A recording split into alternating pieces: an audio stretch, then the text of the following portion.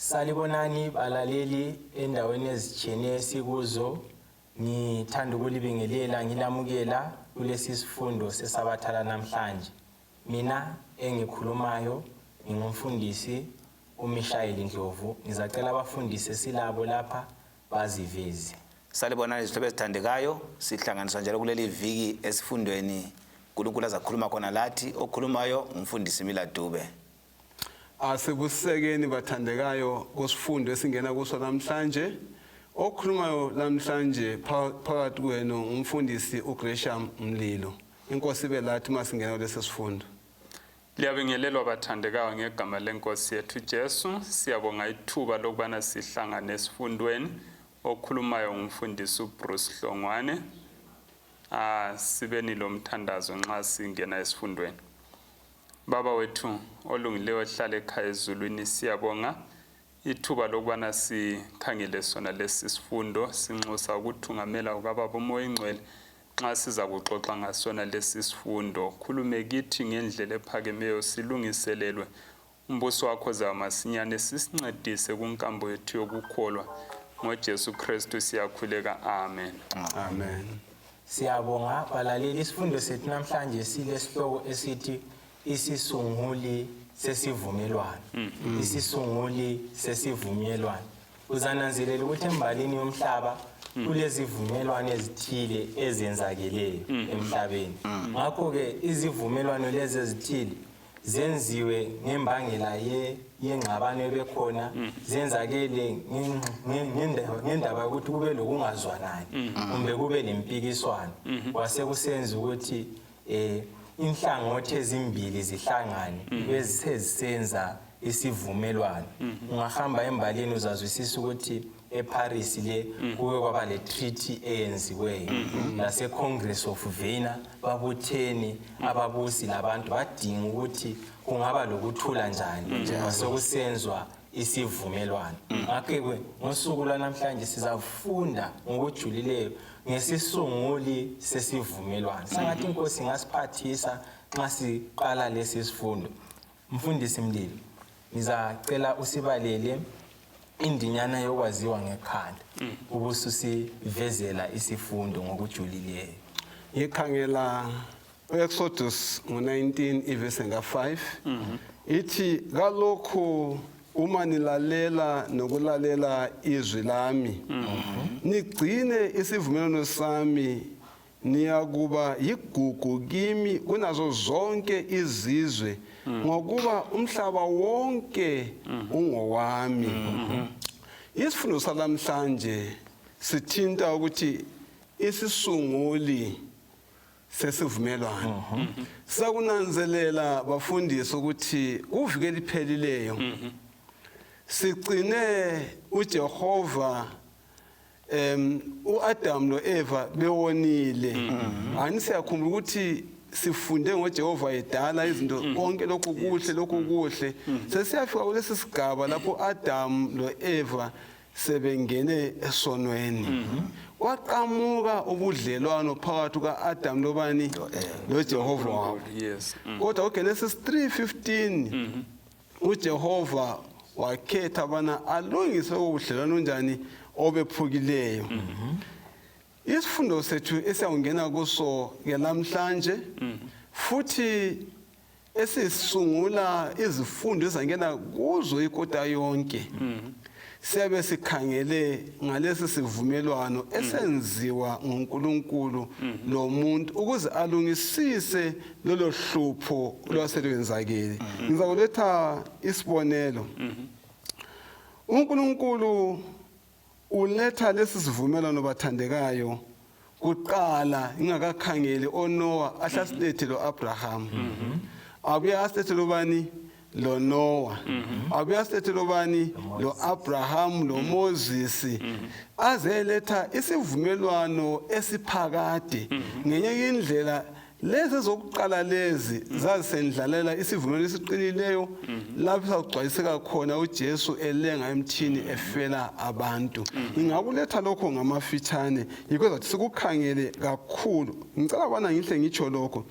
Igama lithi isivumelwano, icovenant, licho ukwamukelana agreement licho ukulungisa ubudlelwano obephukileyo phakathi kwabantu ababili kungaba ngumuntu lomunye umuntu omlingani benu kungaba ngumuntu lomuntu ophakemeyo oyinkosi kuwe yizivumelwano ezenzakala lezi kodwa nxa kunguNkulunkulu lo muntu uzathola uNkulunkulu nguye oletha izimiso zonke nguye oletha konke okudimana kwenzakale abese kuvumela ukuthi umuntu omzwayo alalele alandele lokho akutshileyo sesisebenza lesivumelwano yikho ukuthi sikuthinte kabanzi lapha ngikutsho nje ngamafitshane Siyabonga kusukela esifundweni esidluleyo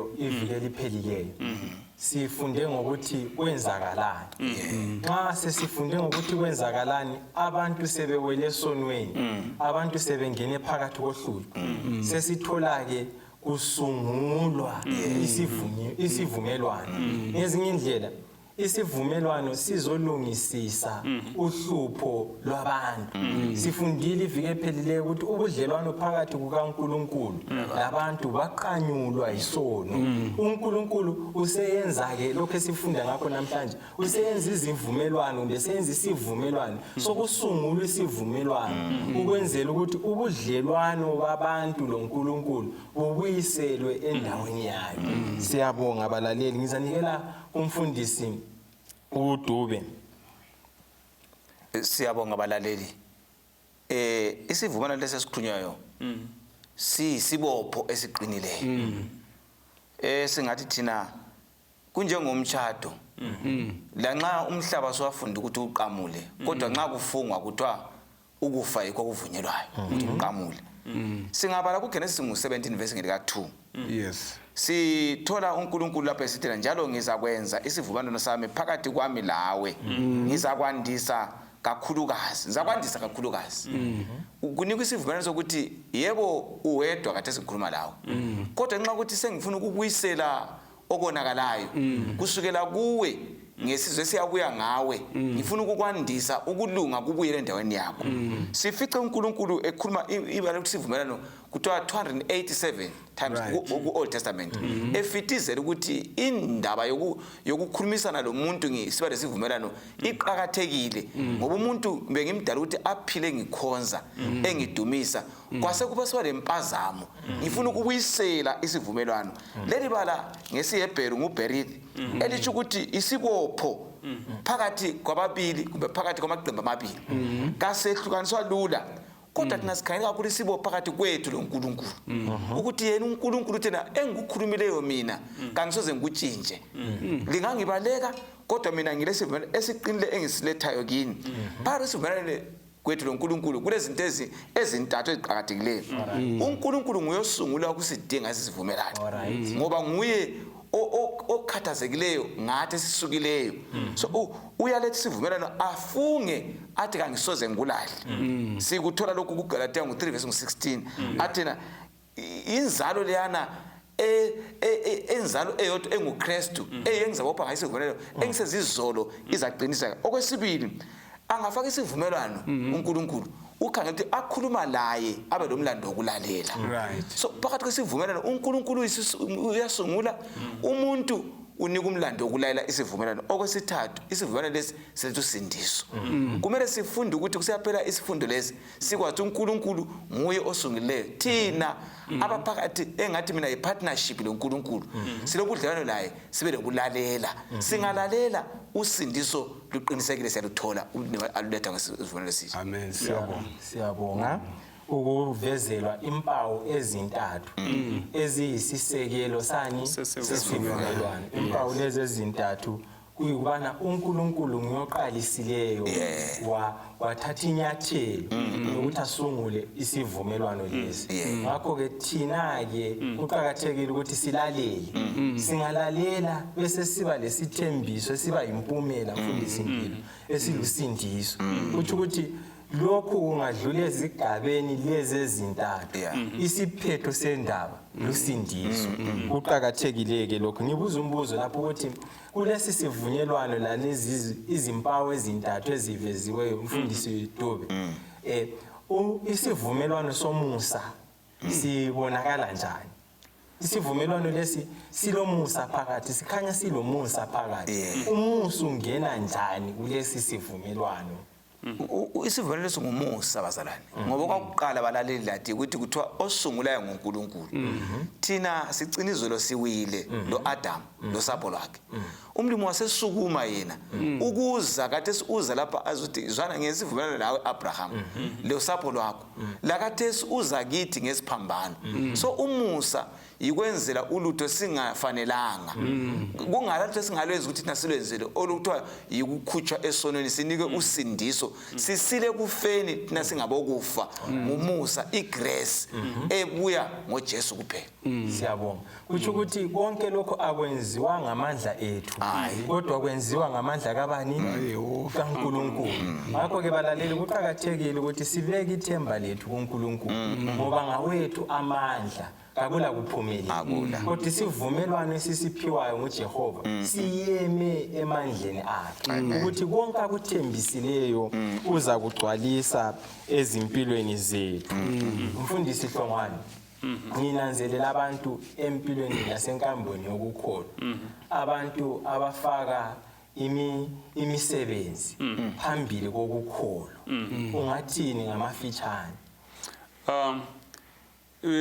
vuma mfundisi ngithi khona endabeni yesivumelwano somusa ethintwa nguDube umuntu uyabe kwenzela lokhu okungasolungelo lakho ungakhangela abantu sebewele esonweni uNkulunkulu benzela abangenelisiyo ukuthi bazenzele khona abangeke bamela phana bathi hayi vele lokhu bekulilungelo lethu ukuthi khona umdala senzela hayi ubenzele ngokuthanda kwakhe bese ukusiza endabeni yokukholwa lemisebenzi uJacob uthi khona ukukholwa okungela msebenzi kufile so nxa sikhangele indaba yokukholwa lemsebenzi sithi izinto lezi zombili zihamba zindawonye kodwa okuza kuqala yikukholwa then imisebenzi ibisisiba yimphumela yokukholwa kwethu siyabonga so ngezinye indlela abalaleli ngeke uzichaye isifuba wena uthi ngiyenzela uNkulunkulu umusa nxa uhamba usiyachuma yena ungathi hayi ngiyenzela uNkulunkulu umusa sangathi ngamandla akho wenzela uNkulunkulu ifavor hayi uNkulunkulu nguye osenzela umusa ngesivumelwano sani somusa uzasibalela mfundisi uHlongwane uGenesis chapter 6 ivesi ngelika 18 isivumelwano loNoah isivumelwano loNoah verse 18 kodwa ngizamisa isivumelwano sami lawe njalo uzangena emkhunjini wena lamadodana akho lomkakho labafazi bamadodana akho kanye lawe omunye nxa echasisa indaba yesivumelwano bafundisi uthi khona kufana labantu ababili abame bafulathelana omunye wakhangelale omunye wakhangelale abe sesithi khona lo khangelele uthi mina ngizakhangela konke okuza kuvela kulolu hlangothi lapho enginjani engikhangele khona lokhu okuza kuvela kulolu hlangothi lapho wena okhangele khona kumele kunjani ukhangelwe nguwe kubonwe nguwe so omunye lomunye ulengxenye yakhe okumele ayigcwalise lo khangelele la lo khangelele ngoba lo okhangelele nxa engasagcwalisanga ingxenye yakhe ufaka lo omunye engozini engikuthande kakhulu ngoNkulunkulu ukuthi khona nxa esenza isivumelwano lathi usipha lamandla okwenelisa ukukhangela kolwethu hlangothi ukhangelo lwakho hlangothi aphinde thina sipha amandla okwenelisa kunjani ukukhangela olwethu hlangothi na uNkulunkulu nxa esiza kuNoah uthi khona kuNoah ngifisa ukwenza isivumelwano lawe. Right. Enye into emqoka nxa kusiza endabeni yokwenza isivumelwano yikuthi lapho kwenziwa khona isivumelwano kumele kube lobudlelwano. Ubudlelwano obuthungamela ukuthi kube lokuthembana. And ukuthembana lokhu kusungulwa yikukholwa. Ekugcineni kwakho konke kufika esiqongweni sokuthi kube lokulalelana thiza. So uNkulunkulu uthi khona kuNoah ngifuna ukwenza isivumelwano lawe. Isivumelwano asenza lo Noah umnika isiqiniseko sokuthi uzamhlenga uNoah. Abantu sebewele esonweni, uNkulunkulu ububi busande emhlabeni, uyafika ezigabeni lapha zesola khona ngokudala abantu. Abesesithi khona ngizawubhubhisa umhlaba. IBhayibheli bese lisithi kodwa uNoah wafumana umusa mfundisi lo. uNkulunkulu wasesenza isivumelwano laye. Wasesithi khona kuNoah nxa uvuma ukwakha ubudlelwano lami, mina ngifuna ukukuhlenga ukuthi ungabhubhi lo mhlaba. Ngaleso sizatho engikudingayo yikuthi yenza umkhumbi kumbe yakha umkhumbi wena lendlu yakho bese linjani bese lingena khona. uNoah ngesizatho sokubana wayemethemba uJehova, wayesemkholiwe, engakazabona izulu lisina mfundisi uNdlovu, wawenza umkhumbi lemuli yakhe bangena emkhunjini, uNoah wahlenga. Siyabonga umfundisi uDoli. Uthe khuluma umfundisi ngifike lapha umfundisi Mlilo lo Hlongwane lapha loNdlovu ukuthi uzumlima ekhetha uNoah wayelomahluko bani labanye. Bese siba nempendulo ukuthi ukwakhuluma ukuthi indaba yesebudlelwaneni. Ukuthi yena wayelokukholwa ukuthi lo ngumdali nxa ekhuluma ngiyezwa ngiyenza kujoyo. So sisonke lapha labalaleli indaba yesivumelano loJesu kayisebenzi singala kumkholwa ukukhulumayo. Ubudlelwano bethu laye lokukholwa kuyaqinisa isivumelwano sibe ngesimayo. Kule ndingeke ukuthi ekuphileni kwethu sikwazi ukuthi uNkulunkulu kayisukuthi ubona lo engcene kulobani kumbe ifavor. Uya ngokuthi ubudlelwano uyabukhulisa yini ngokumlalela lapho kule ndaba khona. Mfundisi uDoli. uNoah ulalela uNkulunkulu. uNoah ulalela ubani? uNkulunkulu. Na ngizwisisa ukuthi uNkulunkulu umlalela ngoba uNkulunkulu lethi sivumelwano ngokucaca okupheleleyo ukuthi kathandabuza uNkulunkulu udwebe imephu yesivumelwano wamdwebela phansi ukuthi hayi wena ungenza so uyahamba kuthi kuyini ngokulalela uNoah akwenzayo emulini yakhe okwaba inzuzo emulini ngokulalela isivumelwano lalokho uNkulunkulu akuchilo emulini kaNoah. Ivese sibalule mfundisi lani tena ngenxa yakho ngizabusa lemuli yakho. Sinikwa insilela njengabazali, njengabathungameli. Ebandleni impilo yakho ingalithi isithuko kumbe isibusiso. Emulini baba ongilalelo mama uchiya ufake imfundiso bani usengelani ngoba uNkulunkulu busisa imuli ngomzali abantwana bakhule kuhle yathi lene imuli yamasela kabazenzanga bakuthethe kubazali uNoah uzosikhuza ukuthi singabala udlala loNkulunkulu silethe imuli ezinhle phakathi kwami. Lapho ngafunda khona ePrimary kule inye imuli ungabuye lesibongo senizwe indawo ayithola yencisha indawo ungabuye lesibongo phela seneko sasijayeleka kodwa ungabuye la indawo enjani awuyitholi. So kithi bazali labaphathi bezimuli uqhakathekile ukuthi senze izivumelwano ezinhle loSomandla uJehova ukwenzela ukuthi kulungele izimuli zethu, kulungele abantu abethu, kulungele abangane bethu, kulungele labo makhelwane labantu esiphilisana nabo. Ezinye izivumelwano ezingahlambulukanga zi-affecta even umphakathi jikelele. Kuqhakathekile ke lokhu ukuthi sikunanzelele. Uqalise kuhle sebili ngokusitshela ama-treaty akaba khona okuveza ukuthi isivumelwano silandela uhlupho osonjani osolukhona. Sibalisile uqaseni kwesifundo ukuthi kwaba lohlupho lwesono uNkulunkulu wenza isivumelwano. Sokulohlupho lokwanda kwesono ngesikhathi sikaNoah. Jehova sokumele alokhuze abhidlize umhlaba wonke uletha futhi ini isivumelwano as long as olethwa kuyesivumelwano elalela athathe umlando wakhe futhi uhlongana ubeke kwacaca ukuthi yayingasonto emi kungxenye eyodwa. Hayi uNoah wayelendlela yakhe, kuba wayelendlela yakhe. So enkulanda kakhulu bathandekayo ukuthi sifunda ngosindiso. Izivumelwano zonezi ziyasikhomba ngosindiso ngohlupho lesona emhlabeni wonke jikelele oluphendula ngaphi eCalvary. Yes. OkaNoah kuyasitshela ukuthi uNkulunkulu uzakwenzani ngesono semhlabeni wonke from ngedemonstration yesono sesikhathini sikaNoah. Siyabonga balaleli lababukeli. Siye esivumelwaneni loAbraham. uNkulunkulu yenza isivumelwano loNoah ebese yenza isivumelwano loAbraham. Siyabonga mfundisi labalaleli. Xa sisiya kuGenesis 12 ungabala khonapho ngekhaya uverse 1 usiya ku3 lapha ngizathi uverse 3 uthena ngiza kubusisa abakubusisayo ngithuke abakuthukayo bese ngisenza imuli yakho lo mhlaba wonke ibusiseke ngawe. Izihlobo ezithandekayo sifunda ukuthi umlimi esenza isimalo Abraham wayethinta wonke umuntu ozaphila impilo kaAbraham yokukholwa. Uthinta wena lami uAbraham kuthiwa lapha khona uyisibusiso. Umakhelwane ubusiseka ngoAbraham ekhonapho. Umbuzo ngujikele nje kambe mina engikhona la okhona bayabusiseka yini? Ngoba uthi xa esivuna lo muntu uthi ukuthi wena usungummeli wakhe. Uludlawo lwakhe lokuthi athwala izibusiso sisemhlabeni. Kodwa ke uhluphe silale ukuthi sizivimbo zezivumelwano ezinhle. Kasilethi okuhle kuNkulunkulu edabantwini bakhe. uNkulunkulu ke uthi kuAbraham lapha wena ngiyakubusisa. Bese ngisithi mina iswe ngufake kuso umuntu ozakuthuka ngenxa ukuthi uyisibusiso uzakuthukwa. Kodwa ozakubusisa ungezeli izibusiso ngikunike zona.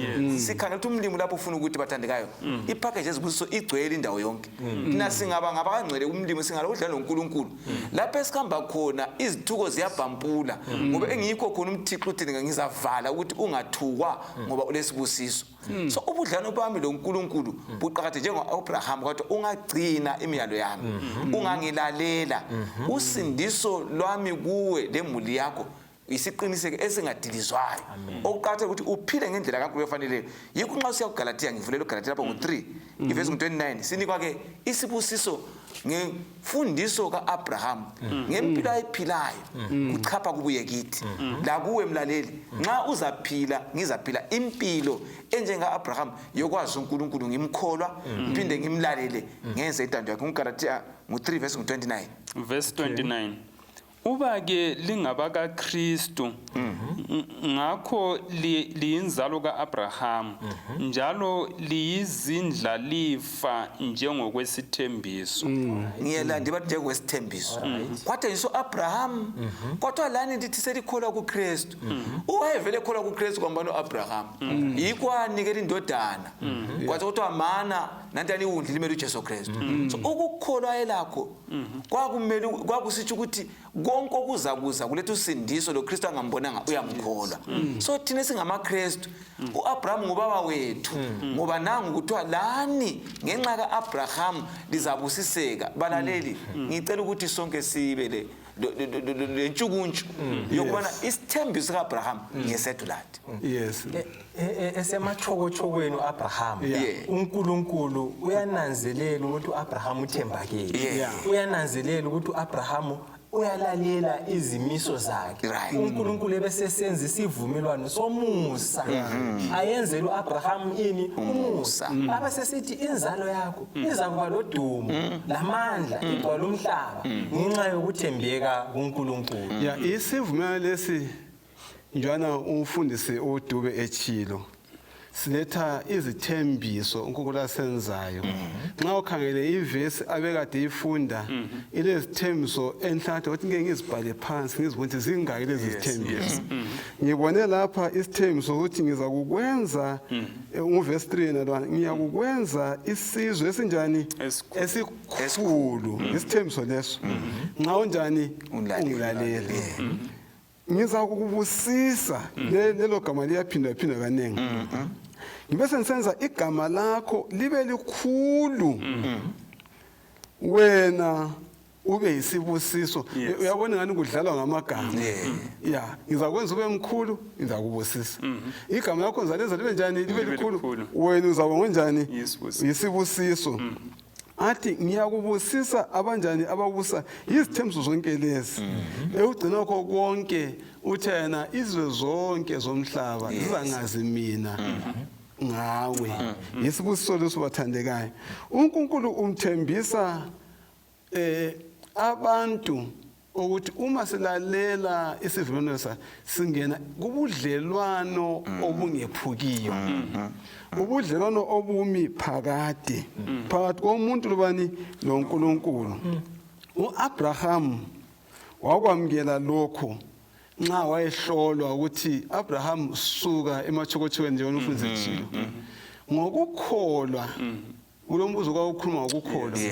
Ngenxa ukuthi uyamkholwa uNkulunkulu wademonstrate umsebenzi yakhe wasuka wahamba. Yabona indaba. Ngenxa yakho khonokho ke lapho sibona khona ubudlelwano bokukholwa njani lemisebenzi. Okunye ngufundileyo lapha ngu1 John 4 verse 19 okwenza uAbraham wasuka wahamba ukuthi wazwisisa uNkulunkulu umthande kangakanani. Ngenxa ukuthi uyangithanda siyamthanda ngoba waqala kanjani wasithanda thina. Ngokunye ngufundileyo lapha. Now ukukholwa kwenza senza umsebenzi. Yes. Ungakholwa eluthweni uzwa usiba lentshukuntshu yokusebenza ngoba ukholiwe ukuthi okuyinto lokhu kungangithatha kwelinye ibanga kungise kwelinye izinga ngoba unjani ukholiwe. uAbraham waziwa njengomuntu owayekholwa kakhulu. Kuqakathekile bantwana bakaNkulunkulu ukuthi sibe lokukholwa okubambekayo. Sibe lokukholwa kuNkulunkulu. Mfundisi Hlongwane sifundele kuExodus ichapter ngelika 6 iverse ngelika 1 ngifunda kusehla ubususivezela isivumelwano noMose. Exodus chapter 6 verse ngelika 1. Inkosi yasisithi kuMose kathesi uzabona engizakwenza kuFaro ngoba ngesandla esilamandla uzabayekela bahambe la ngesandla esilamandla uzabaxotsha elizweni lakhe. uNkulunkulu wasekhuluma kuMoses wathi kuye ngiyinkosi njalo ngabonakala kuAbraham kuIsaka kuJakobe njengoNkulunkulu uSomandla kodwa ngebizo lami lokuthi uJehova ngangingaziwa kubo. Verse 7 njalo ngizazithathela lina libe yisizwe ngizakuba kini nguNkulunkulu njalo lizakwazi ukuthi ngiyinkosi uNkulunkulu wenu olikhupha lisuke ngaphansi kwemithwalo yamaGibhithe. Nxa singakhangela uNkulunkulu esenza isivumelwano lo Mose kumbe lesizwe sako Israel kuGenesis ngale chapter 12 verse ngelika 1 usiya ku3 wenza isivumelwano loAbraham wathi uzambusisa abe yisizwe esikhulu. uAbraham nxa sesisiza ngapha esizweni sako Israel yinzalo kaAbraham. Now base bugqilini eGibhithe uNkulunkulu ufisa ukuthi khona azobakhulula ebugqilini eGibhithe abe sesenza isivumelwano labo. So uthuma uMose ukuthi khona kayekhulula isizwe sako Israel ngaphi ebugqilini. Now nxa ethuma uMose ukuthi ayekhulula isizwe sako Israel ebugqilini kulento engithathekisileyo bafundisi. Uyaveza ukuthi khona kulesivumelwano engasenza labokhokho benu uAbraham, uIsaka loJakobe. Isivumelwano esimi ingunaphakade ngoba uNkulunkulu nguNkulunkulu wesivumelwano esingephukiyo. Mfundisi uDube ukwakhuluma ngokuthi khona isivumelwano kasephuki lanxa singakhuluma isifungo somtchado kuthiwa abantu kumele behlukaniswe kwini yikufa ngoba isifungo sesivumelwano kasephuki. Now uNkulunkulu nxa esiyakhulula isizwe sako Israel kulezinto ezintathu emfisa ukuthi ngizithinde. Okokuqala yindaba yobudlelwano. Isizwe sako Israel bekumele sibe lobudlelwano loNkulunkulu. And okunye elingakunanzelela bafundisi ukuthi khona entabeni yaseSinayi kulapho abaphiwa khona imithetho kumele bayigcine. Nxa ufunda uExodus chapter 20 iverse ngelika2 uthi khona ngoba nginguNkulunkulu owalikhululwa ngaphi ebugqilini eGibhithe. Now ufunwa ukuba lobudlelwano labo bamazi ukuthi khona uNkulunkulu wabo bakwazi ukuthi bona bangabantwana bakaNkulunkulu. Okwesibili uNkulunkulu akuthembisileyo yikubabusisa babe yisizwe esikhulu. Isibusiso lesiyana esisuke kuAbraham lakathesi lokho sikhona bazakwenziwa babe yini yisizwe esikhulu. And then okwesithathu okudingakalayo yikuthi khona balalele bagcine imlayo kaThixo. So imithetho abayiphiwayo entabeni yaseSinayi imlayo bayiphiwa nguNkulunkulu kumele banjani bayilalele bayigcine bayilandele njengoba injalo. So zona lezi zinto zibalulekile endabeni yesivumelwano. So kusivumelwano okunye singakunanzelela banali yikuthi khona kule ndaba yokukholwa kule ndaba yethemba kule ndaba yokulalela. Khona lokhu kuqhakathekile la kunkambo yethu yokukholwa. Okundithathekise kakhulu umfundisi uDube yikuthi khona uNkulunkulu gathi ukuthi kabalalele engakabakhululi. Uqala ngokubakhulula. Nxa sibakhululile wabakhipha eGibhithe abesesithi madoda lalelani. So ngamanye wazi kule ndima uNkulunkulu ayidlalileyo kule ngxenye yakhe thiza ayidlalileyo yokubakhulula abesesithi nxa selila lalelani.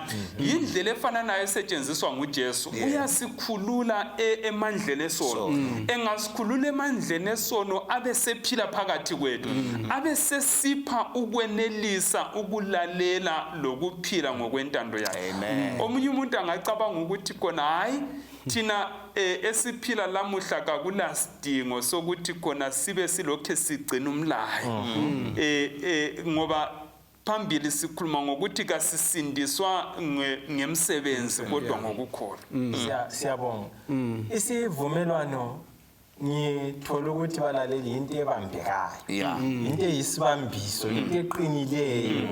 Into elamandla kakhulukazi asonto ephephukayo lapho uNkulunkulu ayenze isivumelwano labantu uthembisile sithembisile ngakho ke uthembakele othembisileyo njalo uNkulunkulu izivumelwano azenza labantu kusukela kuNoah kuye kuAbraham kuye kuMose. uNkulunkulu nguNkulunkulu ogcwalisa izivumelwano ogcwalisa ini izithembiso. Izinceku zenkosi lazo sibona zisenza ingxenye yazo kulo umsebenzi wesivumelwano. Mfundisi besengakangeni kulokho ngikhangelela le ndaba uhlongana phuma kuyo. Usechilo ukuthi ikakhulu la kugele la kuExodus chapter 3 ekhuluma lo Mose uthena Mose mina nguNkulunkulu kabani ngayihlo uNkulunkulu kaJakobe uNkulunkulu abaqambe konke abalayinise. Okutsho ngihlongwane kuhle kwacaca ukuthi okuveza ukuthi unguNkulunkulu ogcina yini izithembiso. Angithi bengikhangele ke lapha okunye ngikufundileyo la ngathola ukuthi isivumelwano lesi zonke zisandulela uKristu azantendeni akwenze eCalvary. Uthetha kanjani kwezono zethu kuletha intshukuntsho ukuthi sihlengwe sonke sibe khona ekhaya kabani likababa. Kugcwalisa khonokho kanye uNkulunkulu akhuluma kubani kuAbraham. Sakhanga uthana nxa sebesentabeni eSinayi laphana kwase kungemva kweminyaka uNkulunkulu ayekhulume ngoAbraham ukuthi inzalo yakho le iza kuhlala ebugqilini ezweni ingasela kwabo for about 400 years. After those 400 years uyabakhulula uyakwazi kamhlophe la abantu sebengene phakathi kwezithixo ukuze bamzise uNkulunkulu kabasakwazi ubona uNkulunkulu bamphathe kanjani njengoNkulunkulu abamaziyo. Usebafaka entabeni eSinayi lapha nesigcawini bana abuyisele lokho ayevile kujongile ngabantu abakhe ayikhuluma ngobani ngoAbraham. Usesenza ngelesi sivumelwano ukuthi nxa lingilalela lizaba isizwe esibusekileyo lizaba yilokhu libe yilokhu upriest obunjani futhi wabongcwele konke lokho kuphawula ukuthi uNkulunkulu katshintshi wena ungatshintsha njengomuntu kodwa na kanjani katshintshi izithembiso zakhe zimi kube phakade yes ukugcwaliseka lokho ade kutshiwo nguHlongwane siyabonga mfundisi Mlilo mfundisi Hlongwane sesifundile ngesahluko esidala seBhayibheli sabona izivumelwano eziningi senzakala funa kulabo abangakholwa iTestament elidala abakholwa kwelitsha akusivezele ukuthi umahluko umbukugcwalisa isiphi isivumelwano esidala isiphi isivumelwano esitsha singabona njani umahluko nxa ukhona phakathi kwesivumelwano esidala lesivumelwano esinjani esitsha kodwa sikutholayo lapha ukuthi isahluko esidala seBhayibheli siyavezwa sobala esahlukweni esinjani esitsha sike sathi sikhuluma ngendaba yokuwa komuntu kuGenesis chapter 3 umfundisi uMlilo wathinta uverse ngu15 ukuthi abantu sebewele sonweni uNkulunkulu ngenxa yomusa wakho ngapheliyo upha isithembiso sendodana ezakuzalwa kube sokusiba yisiprofeti esiveza sobala kumbe kube licebo losindiso eliphawulwe laba sobala ukuthi kona sizasindiswa ngoJesu so ungakhangela uNkulunkulu lapha ayenza khona isivumelwano labantu abakhe uvezile ukuthi kumele bakholwe balalele kuJesu nxa besingakhuluma kakhulu kusizwe sako-Israyeli sebebiziwe bahlengwa baphiwa imhlatshelo okwakumele bayenze ukuthi khona lina nxa sengilihlengile eGibhithe ngalisusa ezweni lobugqili ngifisa ukuthi khona liphile ligcine imilayo yami kodwa nxa kungenzeka umuntu ayenze isiphambeko indlela angathethelelwa ngayo isiphambeko sakhe yikuthi alandele lezi zinto ayenze umhlatshelo kungaba ngumhlatshelo wemvu kungaba ngumhlatshelo wembuzi kulezifuyo ezichiyeneyo akade zisetshenziswa ukwenza umhlatshelo konke lokhu bekukhomba kuJesu so ngapha kusivumelwano esidala bekulemhlatshelo akade beyiphiwe akade kumele ibancedise ukuhlanjululwa kwabo bagcine imilayo kaThixo bayifundiswe izikhathi zonke baze bayilotshelwa phansi kuzibhebhe zamatshe ukwenzela ukuthi bahlale beyikhunjuzwa izikhathi zonke bagcine ubudlelwano babo loNkulunkulu ngamafitshane yiso isivumelwano esidala lesi akade siphiwe abantwana bakaNkulunkulu so sifunda ukuthi ngapha kuTestament elitsha kugcwaliseka ngokupheleleyo wonke akade kungumfanekiso kuTestament elidala wothi inhle ngihlephune engufumane ku-SDA commentary yangakithi angisathatha ngayipage ngubhale lapha phansi kuyaveza lapho ukuthi umahluko phakathi kweTestament umbe kwesivumelwano esidala lesitsha esidala sasenzelwe uIsrayeli njengesizwe ukubambe khonapho kuthi ke lesesitsha sesenzelwe bonke abantu isiqu somuntu munye ngamunye abakholwa uKristu lokhu besokusenza ukuthi kube yisivumelwano esinjani esitsha esibizwa futhi ngokuthi yisivumelwano esingapheliyo esisifumana kubani kuKristu sesinikwa kuHebrews ngo13 verse nga20 lo Genesis 17 verse nga30 now abesisiya phambili lapha thana kubhuku elifanayo isivumelwano esidala saphawulwa usetshenziswa bathi ratified esinaya sindawonye yes abesithana lesivumelwano esidala uchilo sasingani sitemporal ngesesikhatshana kwaku-arrangement yokuveza okuzakwenzakala kuphambili then ke manje kuKristu singena ke kuntshukuntshu lamathuba lama-responsibility imlando yesivumelwano esitsha esinganjani esingaqamukiyo esiyiso nxa sesingena kuJeremiah 31 lapha akuqathanisa uKristu njengobaba womuzi ya ukuthi mina ngiyindoda enjani kanti lo Paul uyakudobha khonokho ya nxa ekhuluma ngemithado yabantu uthana umama kumele ahloniphe ubani azehlisa ngaphansi kwababa ngoba indoda inhloko enjani yomuzi abathana namadoda athandana obani omkeni njengoKristu athanda yini ibandla lapho sokuletha umfanekiso kaNkuluNkulu lebandla lakhe ubudlelwano isivumelwano esisenzayo phakathi kwaKristu lebandla lakhe ngifuna ukuletha ngendaba yesivumelwano somthatho kuqala bemvele ngithathisa nje izolo saqinisa ukuthi bathandeka kwasisikhathi siyenza isivumelwano ngevow entweni esingayizwisisiyo ngithi mina nxa kukuhle la nxa kunjani kukubi nxa nginothile sinjani singabayanga nxa ugulwayo kunjani futhi mina ngizaba ngowakho size sahlukaniswe ukufa usizi olumangalisayo ngelokuthi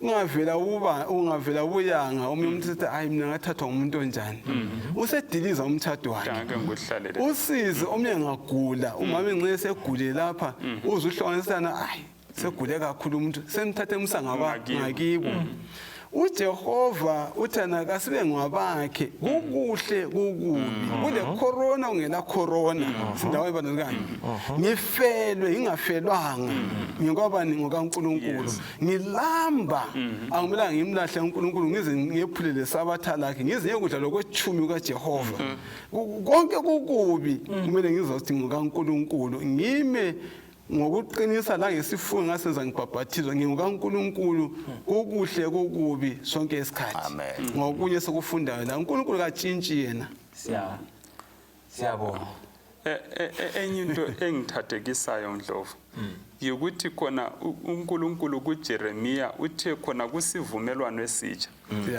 umthetho kawuyi kulotshwe ezibhebheni zamatshe lesisivumelwano esitsha sibala lathi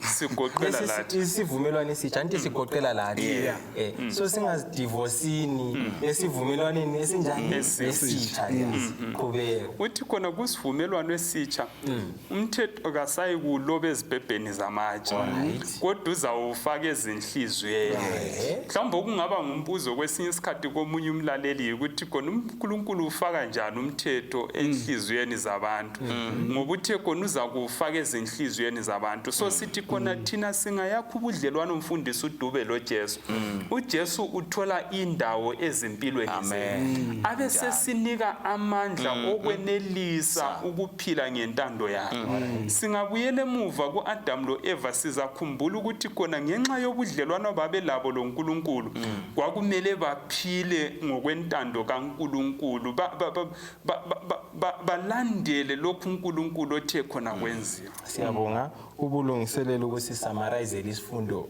mfundisi Dube nawo kule ngoma ehlatshelwayo lapha ethi yona mina loJesu wami savumelana mina loJesu wami savumelana ezigabeni ezintathu ezesivumelwano ezikulandela lokulalela imilayo kaNkuluNkulu selokhu savumelana loJesu asiyilandeleni imilayo kaNkuluNkulu bese sifunda esigabeni sesibili ukulalela ilizwi likaNkuluNkulu bese sihlabela ingoma ethi lapha eshoko ngizanjani zokuya senza intando kaNkuluNkulu silalela ilizwi likabani likaNkuluNkulu sibe lokukholwa kuNkuluNkulu sikwazi ukuthi uNkuluNkulu uza kusisindisa ebuhleni lasebubini ngamafitshane mfundisi Dube Zacela uqoqele konke sikuthintileyo esifundweni lapha osivalela ngomthandazo ebese sikhulekile. Balaleli lathi silapha isivumelwano sikaNkuluNkulu sasikhona izolo sikhona namhlanje. Izolo kwakuyikunikela kwezimvu. Umthetho ongasosivumelwano esidlulayo. Umthetho ovela ukhona lakade sukhona. Imvu senguJesu. Kasamukele lesivumelwano esitsha siphethe konke okwakuqhubisa uIsrayeli izolo kusivumelwano esidala ngoba uThixo ekucineni ulosindiso lisimele nxa siphila ngesivumelwano. Amen. Siyabonga abathandekayo asigobela amakhanda sibe nomthandazo. Ngiyakhuleka manje baba wethu othandekayo osezulwini lalapha emhlabeni. Siyabonga ukufunda ukuba izinhlupho esiphakathi kwazo zabangwa yisono esangena emhlabeni sachithiza impilo zabantu. Siyabonga njalo Nkosi ukuqala lokusungula ukuzwisisa ukuthi kawuzange wasigcina singolahliwe.